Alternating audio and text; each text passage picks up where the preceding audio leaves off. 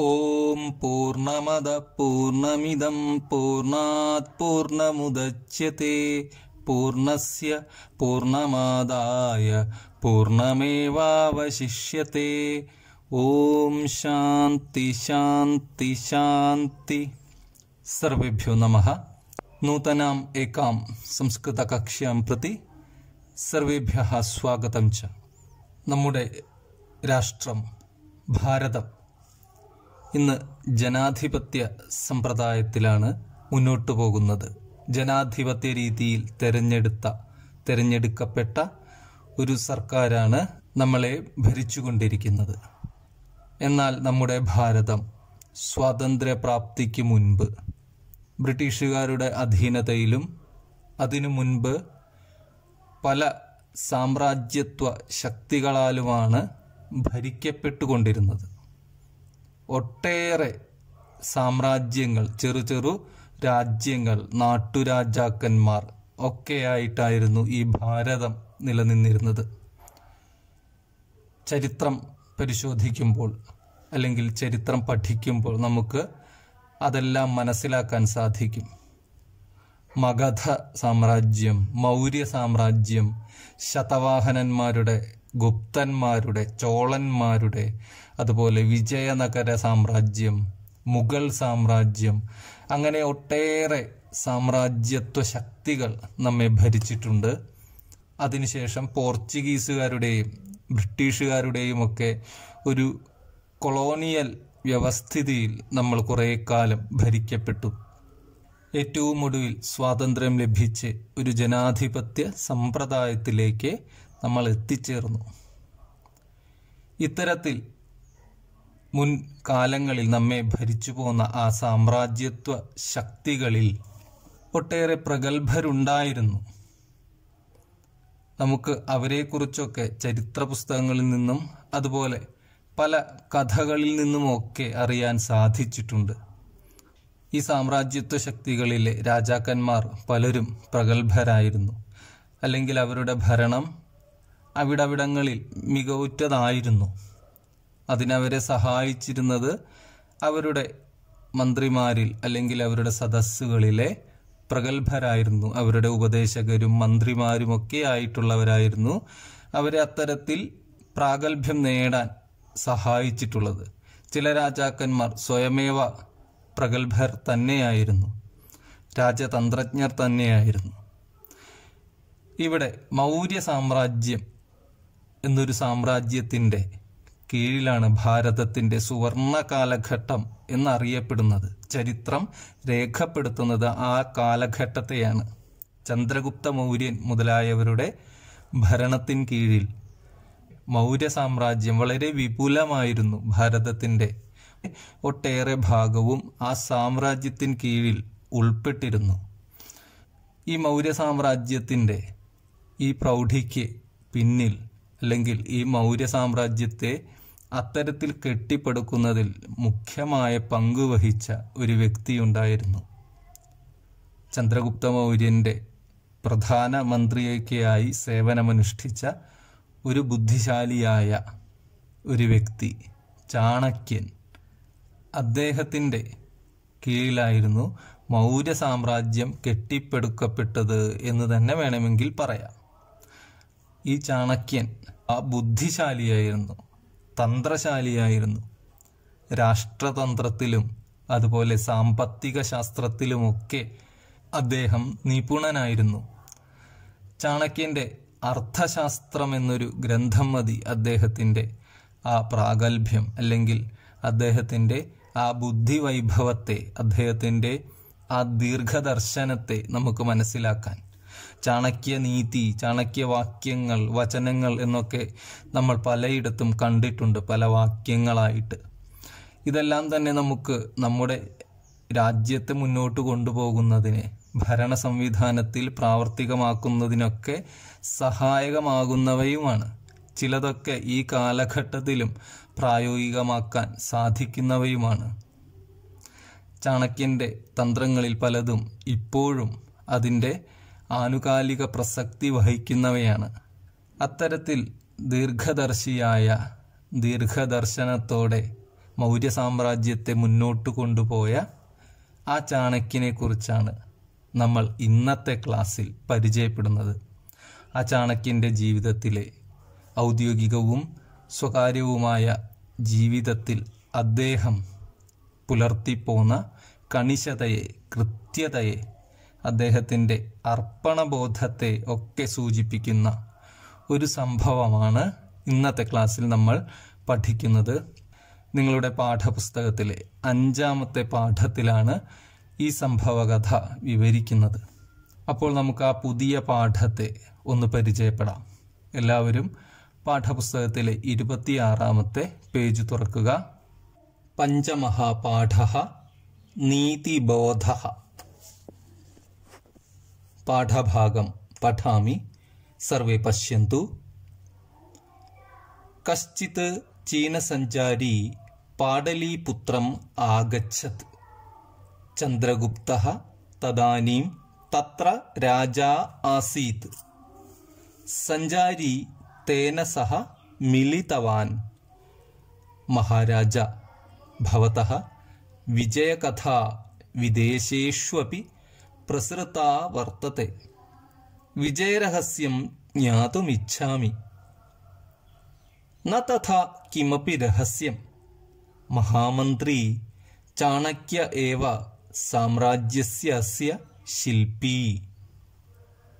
സഹ ചാണക്യം ദ്രഷ്ടും ഭടൈഃ സഹ പ്രസ്ഥിതവാൻ. ഭടാഃ ഗംഗാതീരസ്ഥം ചാണക്യകുടീരം അദർശയൻ. വന്ദനം മഹാത്മൻ.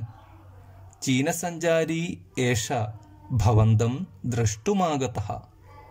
സ്വഭവനെ ദീപസമ്മുഖേ കിമപി ലിഖൻ ചാണക്യഃ ഝടിതി ജ്വലന്തം ദീപം നിർവാപ്യ ഭവനസ്യ അന്തഃ അഗച്ഛത്. ക്ഷണാനന്തരം ദീപമന്യം ഗൃഹീത്വാ ബഹിരാഗതഃ ച. ഉപവിശതു ഭവാൻ. കിം അപേക്ഷത്തെ? മഹാശയ, ദീപഃ കിമർത്ഥം പരിവർത്തിതോ ഭവതാ ജ്ഞാതും ഉത്സുകോഹം. മിത്ര, ഭവദാഗമനകാലേ രാജകാര്യെ മഗ്നഃ ആസം. രാജധനസ്യ വ്യയേന ജ്വലിതഃ സ ദീപഃ.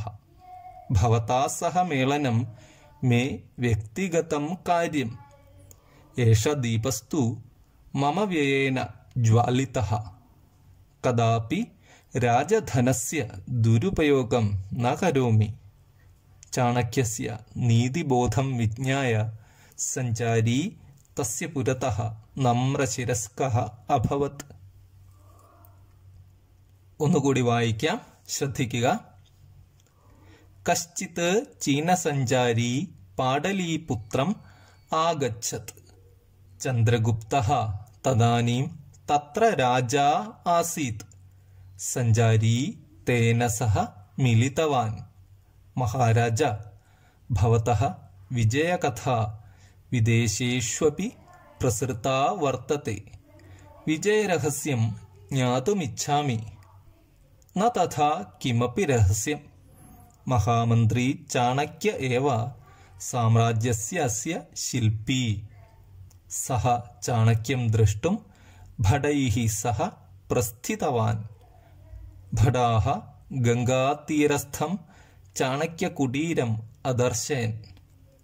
വന്ദനം മഹാത്മൻ. ചീനസഞ്ചാരി ഏഷ ഭവന്തം ദ്രഷ്ടുമാഗതഃ. സ്വഭവനെ ദീപസമ്മുഖേ കിമപി ലിഖൻ ചാണക്യഃ ഝടിതി ജ്വലന്തം ദീപം നിർവാപ്യ ഭവനസ്യ അന്തഃ അഗച്ഛത്. ക്ഷണാനന്തരം ദീപമന്യം ഗൃഹീത്വാ ബഹിരാഗതഃ ച. ഉപവിശതു ഭവാൻ. കിം അപേക്ഷത്തെ? മഹാശയ, ദീപഃ കിമർത്ഥം പരിവർത്തിതോ ഭവതാ ജ്ഞാതും ഉത്സുകോഹം. മിത്ര, ഭവദാഗമനകാലേ രാജ്യകാര്യെ മഗ്നഃ ആസം.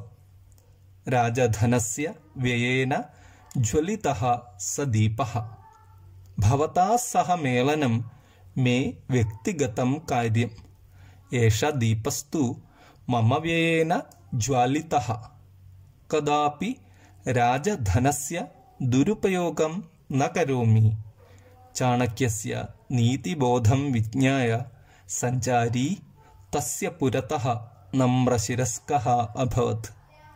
ഒരിക്കൽ ഒരു ചൈനീസ് സഞ്ചാരി മൗര്യ സാമ്രാജ്യത്തിൻ്റെ തലസ്ഥാനമായ ആസ്ഥാനമായ പാടലീപുത്രത്തിലേക്ക് വരികയാണ്. അദ്ദേഹത്തിൻ്റെ വരവിൻ്റെ ഉദ്ദേശം എന്നത് മൗര്യ സാമ്രാജ്യത്തിൻ്റെ ആ വിജയരഹസ്യം, എപ്രകാരമാണ് ഇവിടെ മൗര്യ സാമ്രാജ്യം ഈ വിധം കെട്ടിപ്പടുക്കപ്പെട്ടത് എന്നതിനെക്കുറിച്ച് അറിയുക എന്നതാണ്.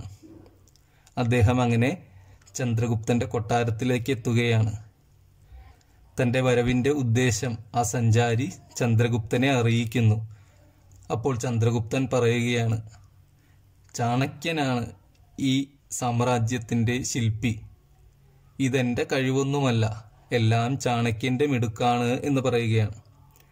അപ്പോൾ സഞ്ചാരിക്ക് ചാണക്യനെ കാണണമെന്ന ആഗ്രഹമായി.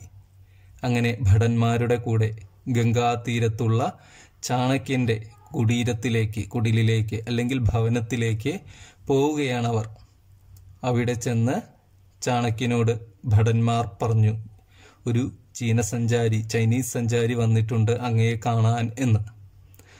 അങ്ങനെ അവർ ചെന്നപ്പോൾ ചാണക്യൻ ഒരു വിളക്ക് കൊളുത്തിവെച്ച് എന്തോ എഴുതിക്കൊണ്ടിരിക്കുകയായിരുന്നു.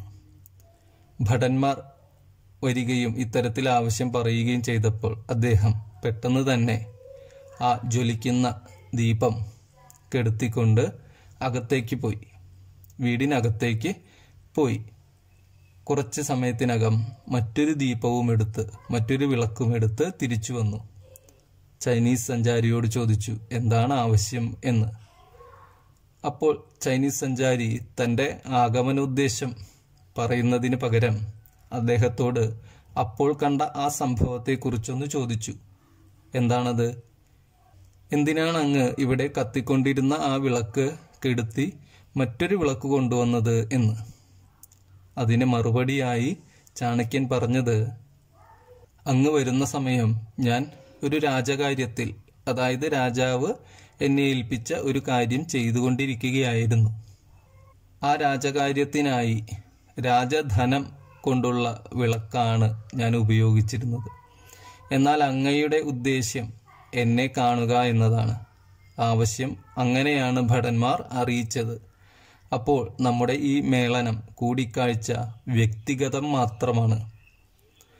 ഇപ്പോൾ എൻ്റെ കയ്യിലിരിക്കുന്ന ഈ വിളക്ക് എൻ്റെ പണം കൊണ്ട്, ഞാൻ സമ്പാദിച്ച പണം കൊണ്ട് വാങ്ങിയതാണ്. ഒരിക്കലും ഞാൻ രാജധനത്തിൻ്റെ, നാടിൻ്റെ ധനത്തിൻ്റെ ദുരുപയോഗം ചെയ്യില്ല എന്ന്.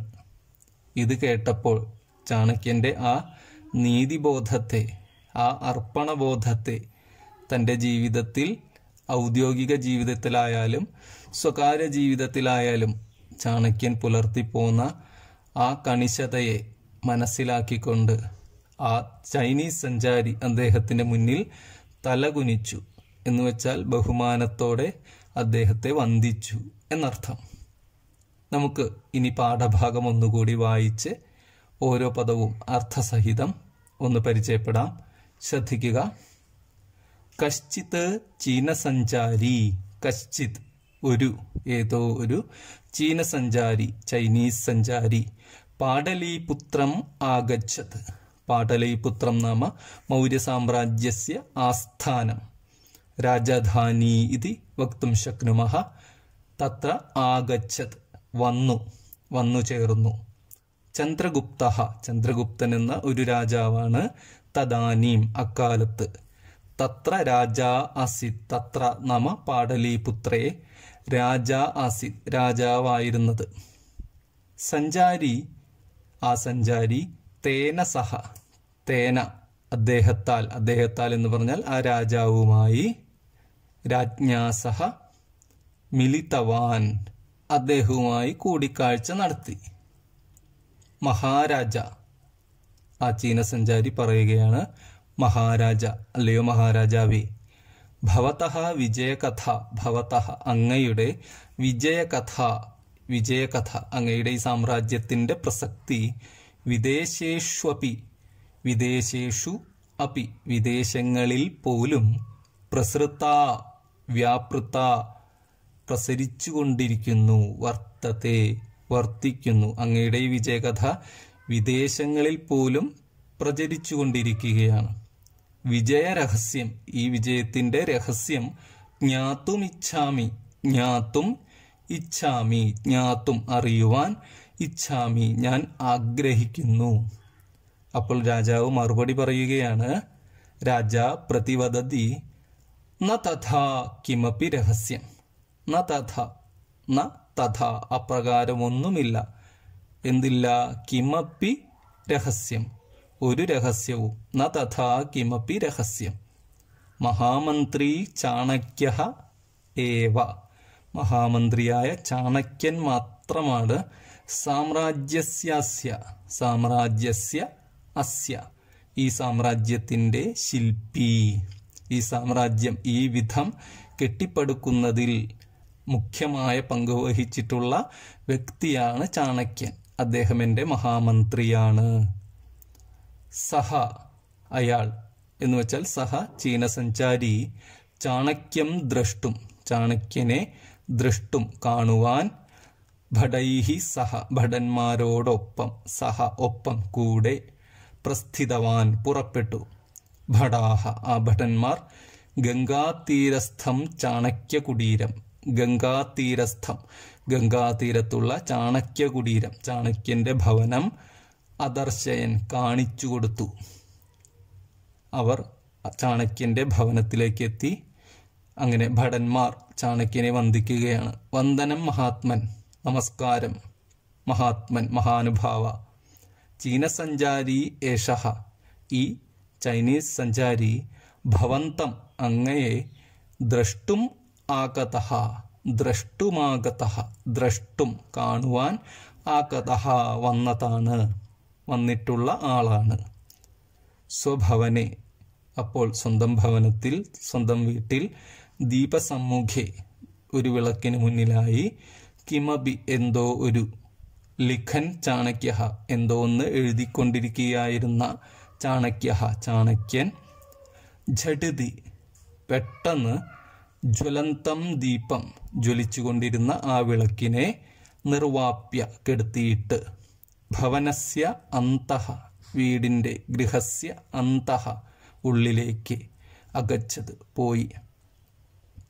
ക്ഷണാനന്തരം കതിപയ നിമേഷാനന്തരം കുറച്ച് സമയങ്ങൾക്കകം, അല്പസമയത്തിനകം, ദീപമന്യം, ദീപം അന്യം മറ്റൊരു ദീപം, ദീപം അന്യം മറ്റൊരു ദീപത്തെ, ഗൃഹീത്വ എടുത്തുകൊണ്ട്, ബഹിഹി ആഗതഃ ബഹിരാഗതഃ, ബഹിഹി ആഗതഃ ബഹിഹി പുറത്തേക്ക്, ആഗതഃ വന്നു, ച വരികയും ചെയ്തു. എന്നിട്ട് അദ്ദേഹം ആ ചൈനീസ് സഞ്ചാരിയോട് പറയുകയാണ്, ഉപവിശത്തു ഭവാൻ, ഇരിക്കൂ അങ്ങ്, താങ്കൾ ഇരുന്നാലും. കിം അപേക്ഷത്തെ, കിം അപേക്ഷത്തെ, കിം അപേക്ഷത്തെ എന്താണ് ആവശ്യം, ആഗമനോദ്ദേശം പറയൂ.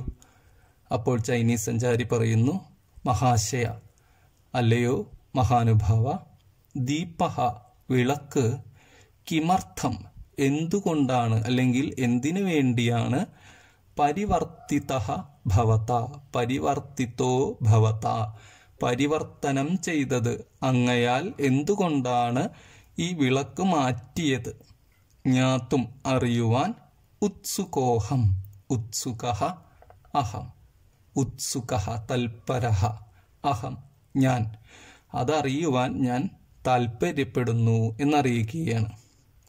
അപ്പോൾ ചാണക്യൻ മറുപടി പറയുന്നു, മിത്ര അല്ലയോ കൂട്ടുകാര, സുഹൃത്തെ, ഭവദാഗമനകാലേ താങ്കളുടെ ആഗമന സമയത്ത്, താങ്കൾ വരുന്ന നേരത്ത്, രാജകാര്യേ രാജ്ഞാ നിർദ്ദിഷ്ടേ ഏകസ്മിൻ കാര്യേ, രാജകാര്യേ രാജാവ് നിർദ്ദേശിച്ചിട്ടുള്ള അല്ലെങ്കിൽ ചുമതലപ്പെടുത്തിയിട്ടുള്ള ഒരു കാര്യത്തിൽ, മഗ്നഃ വ്യാപൃതഃ ആസം അതിൽ മുഴുകിയിരിക്കുകയായിരുന്നു ഞാൻ, അല്ലെങ്കിൽ ആ ഒരു രാജകാര്യം ചെയ്തുകൊണ്ടിരിക്കുകയായിരുന്നു ഞാൻ. രാജധനസ്യ രാജധനത്തിൻ്റെ, രാജാവ് അതിനായി നൽകുന്ന പണത്താൽ, വ്യയേന അത് ചെലവിട്ടുകൊണ്ട്, ജ്വലിതഃ സദീപഃ ജ്വലിപ്പിച്ചതാണ് ആ വിളക്ക്. എന്നുവെച്ചാൽ ആ വിളക്ക് കൊളുത്തുന്നതിൻ്റെ സകല ചെലവും രാജധനത്തിൽ നിന്നാണ്, കൊട്ടാരത്തിൽ നിന്നാണ്. ആ വിളക്കിന് ആ തിരി, ആ എണ്ണ, അങ്ങനെയുള്ള എല്ലാ വസ്തുക്കളും ആ രാജധനം കൊണ്ട് വാങ്ങിയതാണ്. ഭവതാ സഹ മേളനം, ഭവതാ സഹ അങ്ങയുമായുള്ള മേളനം, ഈ കൂടിക്കാഴ്ച, മേ മമ എൻ്റെ, വ്യക്തിഗതം കാര്യം, നിജീയം കാര്യം എൻ്റെ സ്വകാര്യമാണ്, എൻ്റെ വ്യക്തിഗതമായ കാര്യമാണ് അങ്ങയുമായുള്ള ഈ മേളനം. ചാണക്യൻ അപ്രകാരം പറയാൻ എന്താണ് കാരണം? ഭടന്മാർ വന്നപ്പോൾ പറഞ്ഞത് എന്താണ്? ഇദ്ദേഹം ഒരു ചീന സഞ്ചാരിയാണ്, അങ്ങയെ കാണാൻ വന്നിട്ടുള്ളതാണ് എന്ന് പറഞ്ഞു. അതായത് ചാണക്യനെ കാണാൻ വന്ന ആളാണ് എന്നർത്ഥം. അതുകൊണ്ടാണ് ചാണക്യൻ ഇപ്രകാരം പറഞ്ഞത്, ഭവതാ സഹമേളനം മേ വ്യക്തിഗതം കാര്യം, അങ്ങയുമായുള്ള ഈ കൂടിക്കാഴ്ച എൻ്റെ വ്യക്തിഗതമായ കാര്യമാണ്. ഏഷ ദീപസ്തു ഏഷഃ ദീപഃ തു ഈ വിളക്കാകട്ടെ, മമ വ്യയേന എൻ്റെ ധനം കൊണ്ട് അല്ലെങ്കിൽ എൻ്റെ സമ്പാദ്യം കൊണ്ട്, എൻ്റെ ചെലവ് കൊണ്ട്, ജ്വാലിതഃ ജ്വലിപ്പിച്ചിട്ടുള്ളതാണ്. കഥാപി കഥാ അപി ഒരിക്കലും, ഒരിക്കൽ പോലും, രാജധനസ്യ രാജധനത്തിൻ്റെ, ദുരുപയോഗം ദുർവ്യയം അല്ലെങ്കിൽ പാഴ്ചെലവ്, ന കരോമി ഒരിക്കലും ചെയ്യില്ല. രാജധനത്തിൻ്റെ ദുരുപയോഗം ഞാൻ ഒരിക്കലും ചെയ്യില്ല. ചാണക്യസ്യ ചാണക്യൻ്റെ നീതിബോധം, ഈ നീതിബോധത്തെ വിജ്ഞായ മനസ്സിലാക്കിയിട്ട്, അറിഞ്ഞിട്ട്, സഞ്ചാരി ആ ചൈനീസ് സഞ്ചാരി, തസ്യ പുരതഃ ചാണക്യസ്യ പുരതഃ ചാണക്യൻ്റെ മുൻപിൽ, നമ്രശിരസ്കഃ അഭവത് തലകുനിച്ചവനായി തീർന്നു. എന്നുവെച്ചാൽ ബഹുമാനം കൊണ്ട് അദ്ദേഹത്തെ തലകുനിച്ചുകൊണ്ട് വന്ദിച്ചു എന്നർത്ഥം. അപ്പോൾ ചാണക്യൻ്റെ ആ അർപ്പണബോധത്തെ നമുക്ക് ഈ ഒരു സംഭവകഥയിലൂടെ തിരിച്ചറിയാൻ സാധിക്കുന്നുണ്ട്. എപ്രകാരമാണ് അദ്ദേഹത്തിൻ്റെ സ്വകാര്യ ജീവിതത്തിലും അല്ലെങ്കിൽ ഔദ്യോഗിക ജീവിതത്തിലും പെരുമാറിയിരുന്നത് എന്നതിൻ്റെ ചെറിയൊരു ഉദാഹരണം മാത്രമാണ് ഈ സംഭവകഥ. ചാണക്യൻ്റെ ജീവനചരിത്രത്തെക്കുറിച്ച് അറിയാൻ ശ്രമിച്ചാൽ ഇത്തരത്തിൽ ഒരുപാട് കഥകൾ നമുക്ക് കാണാൻ സാധിക്കും. അതിൽ നിന്നൊക്കെ നമുക്ക് മനസ്സിലാക്കാം എന്തുകൊണ്ടാണ് അദ്ദേഹം നയിച്ച അല്ലെങ്കിൽ അദ്ദേഹം മഹാമന്ത്രിയായിരുന്ന ആ മൗര്യ സാമ്രാജ്യം ഏറ്റവും മികച്ച സാമ്രാജ്യമായി തീർന്നത്, എന്തുകൊണ്ടാണ് ആ സാമ്രാജ്യത്തിൻ്റെ പ്രൗഢി, പ്രസക്തി, പ്രാധാന്യം വിദേശങ്ങളിൽ പോലും വ്യാപരിച്ചു കൊണ്ടിരുന്നത്. മൗര്യ സാമ്രാജ്യത്തിൻ്റെ ഭരണകർത്താക്കളെ അല്ലെങ്കിൽ ചാണക്യനെ പോലുള്ളവരെ എന്തുകൊണ്ടാണ് ആദർശ പുരുഷന്മാരാക്കാൻ, മാതൃകയാക്കാൻ മറ്റുള്ളവർ തുനിഞ്ഞത് എന്നെല്ലാം നമുക്ക് ഇതിൽ നിന്നും മനസ്സിലാക്കാൻ സാധിക്കും. ഇത്തരത്തിൽ ഒട്ടേറെ ആദർശ പുരുഷന്മാരെ നമുക്ക് നമ്മുടെ ചരിത്രത്തിൽ നിന്ന് മനസ്സിലാക്കാൻ സാധിക്കും. നേരത്തെ സൂചിപ്പിച്ച അർത്ഥശാസ്ത്രം എന്നൊരു ഗ്രന്ഥം മാത്രം മതി ഈ ചാണക്യൻ്റെ ആ ബുദ്ധിവൈഭവത്തെ, ധിഷണാശാലിയായ അദ്ദേഹത്തിൻ്റെ ആ ദീർഘവീക്ഷണത്തെ നമുക്ക് തിരിച്ചറിയാൻ. അപ്പോൾ ചാണക്യനെക്കുറിച്ച് കൂടുതൽ അറിയാൻ നിങ്ങൾ ശ്രമിക്കുക. നമുക്ക് ഒട്ടേറെ സാധ്യതകളുണ്ട് ചരിത്രം പഠിക്കാനും മനസ്സിലാക്കാനുമൊക്കെ. അപ്പോൾ ആ മാർഗങ്ങളൊക്കെ നിങ്ങൾ ഉപയോഗപ്പെടുത്തുക. ഈ പാഠഭാഗം നല്ല പോലെ വായിക്കുക, ഓരോ വാക്കും കൃത്യമായി വായിക്കുക, ഓരോ വാചകവും അർത്ഥസഹിതം തന്നെ മനസ്സിലാക്കാൻ ശ്രദ്ധിക്കുക, നല്ല പോലെ വായിക്കുക. നമുക്ക് പഠന പ്രവർത്തനങ്ങളൊക്കെ വരും ക്ലാസ്സുകളിൽ പരിചയപ്പെടാം, പഠിക്കാം. ഇന്നത്തെ ക്ലാസ് പൂർണ്ണമാവുകയാണ്. പുനർമിലാമഹ. ധന്യവാദഃ ച.